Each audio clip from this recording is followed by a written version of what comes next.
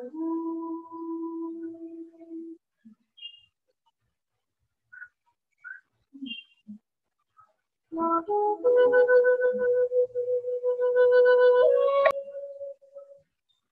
Everyone. हमने अभी तक बहुत सारे वीडियोस देख लिए हैं जनरल एम्प्लॉयबिलिटी स्किल्स पे। तो आज अपने टेक्स्ट बुक के साथ जो कुछ अभी तक हमने देखा है उसको कनेक्ट कर लेते हैं। तो सबसे पहले हमने डिस्कस किया था व्हाट इज कम्युनिकेशन।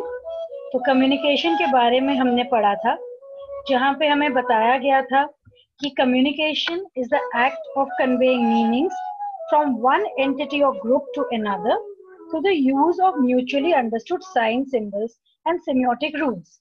तो हमने लोगों के साथ हम बात करते थे, हमने बात करी थी verbal and non verbal communication की।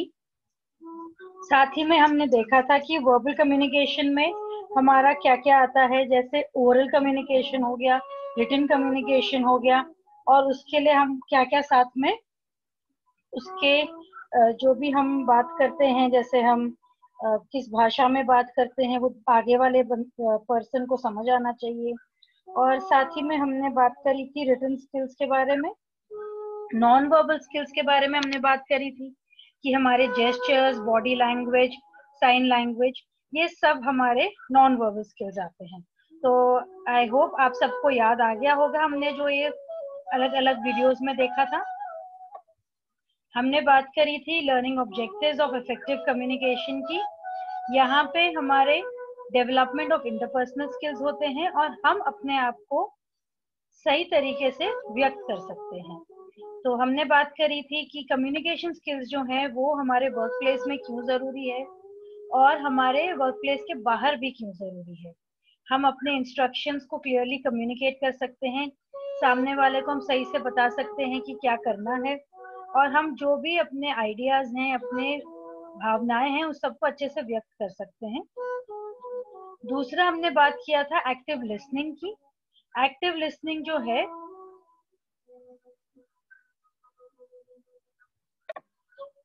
आपके सुनने की शक्ति। अब ये नहीं कि आप सुन रहे हैं और समझ रहे हैं, ये होता है active listening. So developing this soft skill will help build and maintain relationships, solve problems, improve processes and retain information such as instructions, procedures and expectations. वो एक्टिव लिसनिंग का एक यहाँ पे इन्होंने आपके टेक्स्ट बुक में डायग्राम शेयर किया है, जिससे आप देख सकते हैं कि एक्टिव लिसनिंग का मतलब है ध्यान देना, pay attention, look at who is talking, जो बात कर रहा है उसकी तरफ देखना, डू नॉट टॉक, जब कोई बात कर रहा है तो आप नहीं बात करेंगे, आस्क क्वेश्चंस, आप समझने के लिए पूछेंगे क्वेश्चंस, सवाल पूछेंगे, फॉलो डायरेक्शंस, जो कहा गया है उसको आप फॉलो करेंगे, उसको निभाएंगे, and visualise what is being said, जो कहा जा रहा है वो अपने दिमाग में उसका आप एक पिक्चर की तरह बनाएंगे। तो आइए देखते हैं आगे क्या है।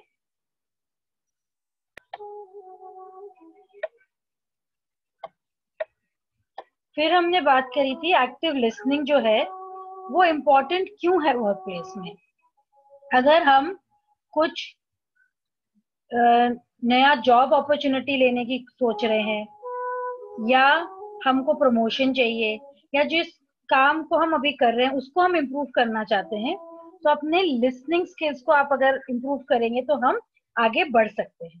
तो critical thinking, conflict resolution, critical thinking है जब किसी प्रॉब्लम के बारे में ऐसे सोचना कि उसका सोल्यूशन निकल आए। कॉन्फ्लिक्ट रेजोल्यूशन, किसी के बीच में लड़ाई हो रही हो या विचारों का मतभेद हो तो उसको ठीक करना। तो ये एक्टिव लिसनिंग भी एक ऐसा ही एक इम्पोर्टेंट स्किल है जो आपकी पर्सनालिटी को इम्प्रूव करता है।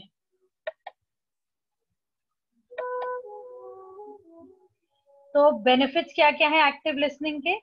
आपके कनेक्शंस बिल्ड होते हैं, और एक्टिव लिसनिंग से आप दूसरों को कंफर्टेबल फील कराते हैं आपसे कुछ बात करने के लिए। तो अगर आप किसी को ध्यान से सुनते हैं तो सामने वाले जो लोग हैं वो भी आपको ध्यान से बताने में इंटरेस्ट रखेंगे। अगर आप किसी को ध्यान ही नहीं देंगे तो किसी को आपसे बात करने को मन भी नहीं करेगा। तो अगर आप ध्यान से सुनेंगे तो आगे जो आपके सामने है वो आपसे ज्यादा बात करेंगे, आपको अपने विचारों के बारे में ज्यादा बताएंगे। इससे आपके लोगों के साथ टीम वर्क करने के लिए, जल्दी काम करने के लिए, नया प्रोजेक्ट स्टार्ट करने के लिए, इस सब के लिए आपको मदद मिलती है। आप ये सोचिए आपकी एक टीम है और आप उस टीम के साथ बात ही नहीं कर पा रहे, या आपसे कोई बात नहीं कर रहा क्योंकि आप सुनते नहीं है, तो आपको पता ही नहीं चलेगा कि आप उस टीम को आगे कैसे लेके जा सकते हैं। नेक्स्ट हो रही है बात, it helps you build trust. Trust कैसे बिल्ड होता है? अगर आपके साथ कोई बिना इंटरप्शंस के, बिना जजमेंट के, कोई आपको वहां पे ध्यान आपको दे रहा है पर आपके विचारों को बोल रहा है नहीं ये सही नहीं है, या आपको बीच बीच में टोक रहा है, तो अगर ऐसे आप बात करेंगे तो कोई आपसे बात करना नहीं चाहेगा। पर अगर आप आराम से किसी को सुनेंगे तो वो भी आराम से आपको अपनी जो भी विचार है वो आपके साथ शेयर करेगा। सो ये स्पेशली हेल्पफुल है when meeting a new customer या बिजनेस कॉन्ट्रैक्ट। अगर आप किसी से मिलते हैं, किसी नए कस्टमर के साथ मिलते हैं, अगर आप उसको ध्यान से सुनेंगे तो वो आपके साथ ज्यादा अच्छा कनेक्शन बना पाएगा। नेक्स्ट पॉइंट है हमारा, to help you identify and solve problems. अगर आप सब किसी को ध्यान से सुनते हैं तो उनको क्या दिक्कतें आ रही हैं उसके बारे में आप समझ सकते हैं। अगर कोई टीम में काम आप कर रहे हैं और कुछ दिक्कतें आ रही हैं तो वो आप समझ सकते हैं, उसको सॉल्व कर सकते हैं। तो ये तो हो गए हमारे एक्टिव लिसनिंग के बेनिफिट्स। तो आइए देखते हैं 4 स्टेप्स क्या हैं हमारे एक्टिव लिसनिंग के लिए, हम इसे कैसे कर सकते हैं।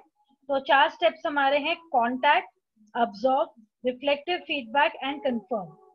कॉन्टैक्ट है जब सामने जो बात कर रहा है उसके साथ हम नजरें मिलाएं, आई कांटेक्ट, अपना पोस्चर खुला रखें और अपने नॉन वर्बल रिस्पॉन्सेज जो बॉडी लैंग्वेज के थ्रू हम दिखाएं उसे कि हम उसको सुन रहे हैं।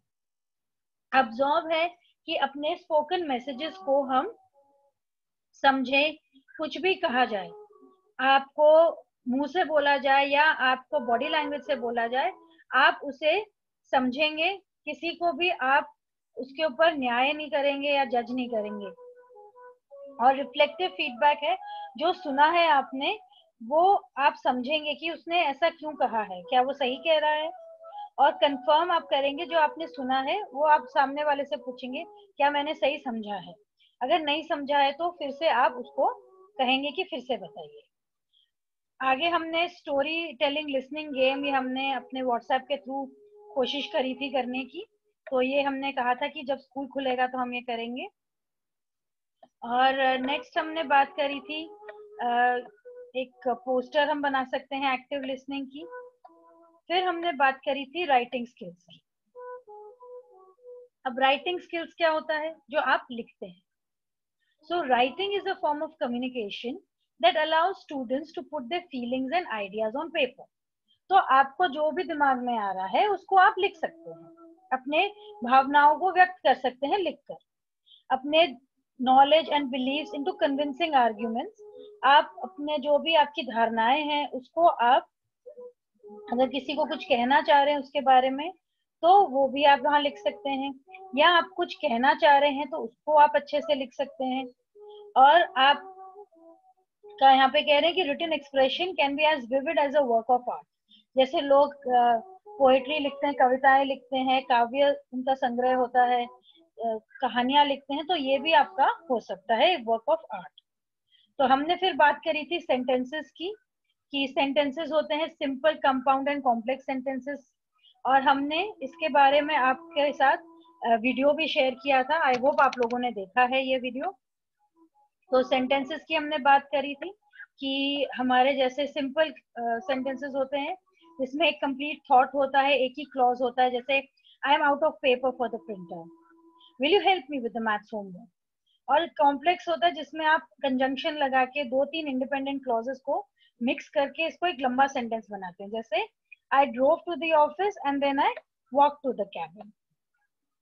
तो कॉम्प्लेक्स सेंटेंस में एक इंडिपेंडेंट क्लॉज और एक डिपेंडेंट क्लॉज होता है, जैसे Although Rohan had some doubts, he found the course very useful. तो ये आपका कॉम्प्लेक्स सेंटेंस है जिसमें डिपेंडेंट क्लॉज आपका रोहन है एंड हैड वाला वर्ब है और इंडिपेंडेंट ही एंड फाउंड. तो अगर आप इसको तोड़ के देखते तो he found the courses very useful, ये अलग से भी खड़ा हो सकता है, इसीलिए ये इंडिपेंडेंट क्लॉज है. और इसके साथ आपने जोड़ दिया dependent clause although Rohan had some doubts. तो ऐसे ही आपके बुक में ये और एग्जाम्पल दिए हुए हैं और हमने आपके साथ ये लिंक शेयर किया था जहां से आप ये सेंटेंसेस की एक प्रैक्टिस कर सकते हैं. नेक्स्ट हमने बात करी थी राइटिंग स्किल्स की, जहां मैंने आपको कहा था कि आप एक छोटा सा कहानी लिख सकते हैं. मिनी सागा जो रहता है 50 वर्ड्स का होता है. स्टोरी होता है बिगिनिंग मिडल एंड एंड का. तो ये बनाया गया था किसी ने साइंस फिक्शन राइटर जो है ब्रायन एल्डिस, जिन्होंने सोचा कि एक ये बहुत मजा आएगा एक छोटी सी कहानी कम शब्दों में कही जाए. तो आपको हमने कहा था एक मिनी सागा आप बना सकते हैं. आप किसी भी कहानी के बारे में सोच सकते हैं, एक ऑब्जेक्ट के बारे में, प्लेस, पर्सन, जो कुछ भी फनी या स्केरी हुआ है आपके साथ, या कोई पिक्चर आपने देखी हो, या जो किताब आपने पढ़ी हो, या पुरानी किसी टीचर को आपने चिट्ठी लिखी हो, या दोस्त को या रिश्तेदार को.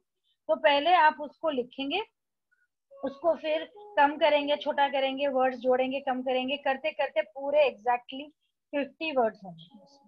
तो अगर आप लोगों ने अभी तक ये नहीं किया है तो जरूर ये कीजिए. तो यहाँ पे हमने एक एग्जाम्पल देखा है मिनी सागा का. The clocks. I came to paradise and I saw there were many clocks. He told me each clock represented a person. The more sins we committed, the faster they ran. I looked for my clock, looked for the clock of my pastor, but I couldn't find it. Finally, he told me that he used it for a fan. तो यहाँ पे एक कहानी है कि कोई मरने के बाद ये स्वर्ग में पहुंचता है और देखता है कि वहां बहुत सारी घड़ियां हैं. तो घड़ी को देख के वो पूछता है कि ये घड़ी है क्या. तो वो कहता है कि जितने आपने कुकर्म करे हैं, जो बुरे काम किए हैं, उतने ही घड़ी वो तेज दौड़ती है. तो वो अपने जो वहां पे उसका पास्टर होता है, जो क्रिश्चियन जो रिलीजन है उसमें आप पंडित को कहते हैं, तो वो अपने पास्टर को ढूंढता है तो उसको नहीं मिलता. तो वो पैराडाइज में उसको बताया जाता है कि वो उसकी घड़ी इतनी तेज चल रही थी कि उसको पंखे की तरह यूज किया गया. तो अगर आप देखते हैं तो इसमें तकरीबन 50 शब्द ही हैं और फटाफट इसमें कहानी हमें पता भी लग गई. तो यहाँ पे आप अगर खुद से अपने मिनी सागा लिखेंगे तो आप ये एडिट कर पाएंगे अपनी राइटिंग को, और आप ये समझ पाएंगे कि क्वालिटी ऑफ राइटिंग आपकी जो है वो क्वांटिटी से ज्यादा है. तो भर भर के लिखने के बजाय जितना आपको कहना है उतना आप कहेंगे तो दूसरों को समझ भी आएगा. तो आप इसको क्लास में कर सकते हैं. ये एक सेंटेंसेस हमारी एक वर्कशीट दे रखी थी, ये हमने आपको कहा था करने के लिए. अगर मैंने शेयर नहीं किया है तो मैं शेयर कर लूंगी फिर से. तो ये आपके सिंपल, कंपाउंड और कॉम्प्लेक्स सेंटेंसेस आपको करने थे. तो आप खुद ही देख सकते हैं कि यहाँ पे सेंटेंसेस आपको दे रखे हैं. जिसमें एक ही सब्जेक्ट चल रहा है वो सिंपल होगा, जिसमें बीच में आपके कंजंक्शंस आ जाते हैं वो कंपाउंड होगा, बहुत सारे फ्रेजेस हैं तो कॉम्प्लेक्स होगा. तो कोशिश कीजिएगा जरूर ये. और ये असाइनमेंट अगर मैंने शेयर नहीं किया है तो मैं आपके साथ शेयर करूंगी. अब हम बात करते हैं फ्रेजेस की. फ्रेजेस होते हैं हमारे ग्रुप्स ऑफ वर्ड्स. ये हमारे एक समूह है शब्दों के जिससे हम अपने स्पीच को कम्युनिकेट कर सकते हैं. तो यहाँ पे हम नाउन फ्रेज कहते हैं जहाँ पे नाउन है, जैसे the school children, yesterday's newspaper. और वर्ब फ्रेज है जहाँ पे वर्ब्स एक साथ काम कर रहे हैं, क्रिया काम कर रही है, जैसे कि had been sleeping, will contact, may have written. तो एक आता है हमारा prepositional phrase. prepositional phrase है, उसमें preposition होता है, ये आपने इंग्लिश में भी किया हुआ है, और ये नाउन या प्रोनाउन के साथ एंड करता है. जैसे through the wheat field, preposition या through है, ऑब्जेक्ट है wheat field. और एग्जाम्पल्स हैं prepositions के, prepositional phrases के, during the year, despite complaints. Verbal phrases हैं जहाँ पे हम participle phrases, gerund phrases, infinite phrases, ये हम बात कर रहे हैं आगे। जैसे पार्टिसिपल फ्रेजेस है watching silently, driven to succeed. Gerund phrase है practising a lot, I love reading. और जेरेंड फ्रेज जो होता है ये नाउन की तरह एक्ट करता है। और मैं ज्यादा इसमें इसलिए नहीं जा रही हूँ क्योंकि ये आपको कंफ्यूज करेगा, या आपने अगर अभी तक पढ़ा नहीं है इसके बारे में इंग्लिश में तो आपको ये समझ में आने में थोड़ी सी दिक्कत आ सकती है। तो हम इसके वर्कशीट्स को ज्यादा ध्यान देंगे। यहाँ पे ये आपके एग्जाम पॉइंट ऑफ व्यू से इतना आएगा नहीं इसमें से। और इन्फिनेटिव फ्रेज है जब इन्फिनेटिव यूज करता है, जैसे to sing, to walk all the way. Apostrophic phrase है आपका, अपोस्ट्रोफिक फेज है जहाँ पे आपको एक अर्लियर नाउन या प्रोनाउन को यूज किया जाता है, जैसे my best friend Nick Palicio loves scuba diving, we walk Sirius the brightest star in the sky.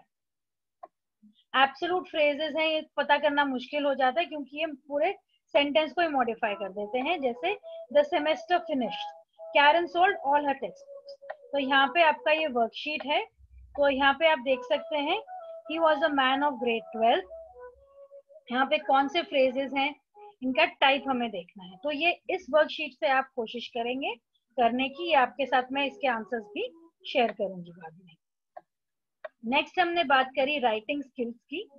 यहाँ पे हमने बात करी है ब्रांडिंग एंड ब्रांड नेम्स की।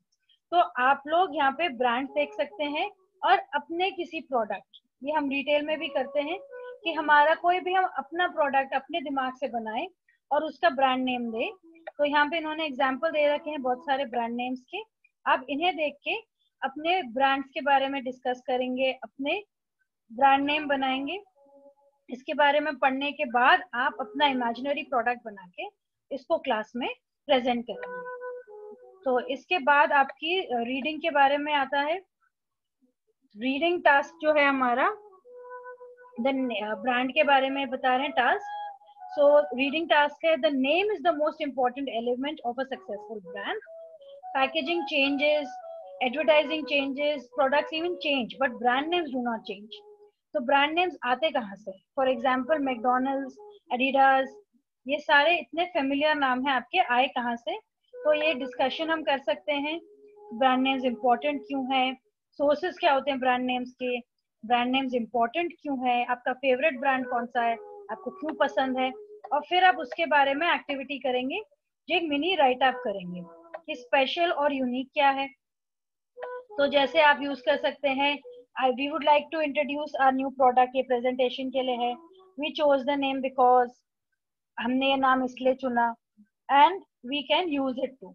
तो some of the idea for a new product है आपका, जैसे digital watch with a built in mobile phone and mini computer, और आपका डिजिटल होमवर्क पर्सनल ऑर्गेनाइजर। फिर हमने इस एक्टिविटी के बाद बात करी काइंड ऑफ सेंटेंसेस की। आपको याद होगा हमारे सेंटेंसेस 4 तरीके के होते हैं, declarative, interrogative, explanatory and imperative. तो हमने ये 4 काइंड्स ऑफ सेंटेंसेस की बात करी थी, आपको याद भी होगा। डेक्लेरेटिव सेंटेंस एक स्टेटमेंट रहता है जो एक फुल स्टॉप के साथ एंड होता है। इंटेरोगेटिव स्टेटमेंट्स होते हैं आपके क्वेश्चंस, ये सेंटेंसेस जो होते हैं आपके, ये क्वेश्चन मार्क के साथ एंड होते हैं। एक्सक्लेमेटरी सेंटेंसेस होते हैं आपके जो कुछ आपको एक कोई बहुत ही आपने कोई भाव ऐसा प्रकट किया, जैसे वाओ, हुरे। तो ये आपके ऐसे जो भावनाएं होती हैं जिसमें बहुत आप एक्साइटेड होते हैं, वो आपके एक्सप्लेनेटरी सेंटेंसेस होते हैं। इम्पेरेटिव सेंटेंस आपके ऑर्डर की तरह होते हैं या एक फैक्ट होता है, जैसे आपने किसी को रास्ता बताया, turn left at the bridge, तो आपके ये सब आपके इम्पेरेटिव सेंटेंसेस होते हैं। फिर हमने ईमेल राइटिंग देखना है, तो ये नेक्स्ट आपके सेशन में मैं लेती हूँ। ईमेल राइटिंग होता क्या है इसका डेमो के साथ आपको समझाती हूँ। तो आई होप अभी तक जो हमने किया है ये रिकैप आपको क्लियर है, और कुछ भी डाउट्स है तो आप पूछिएगा और इसके वर्कशीट्स जरूर कीजिएगा।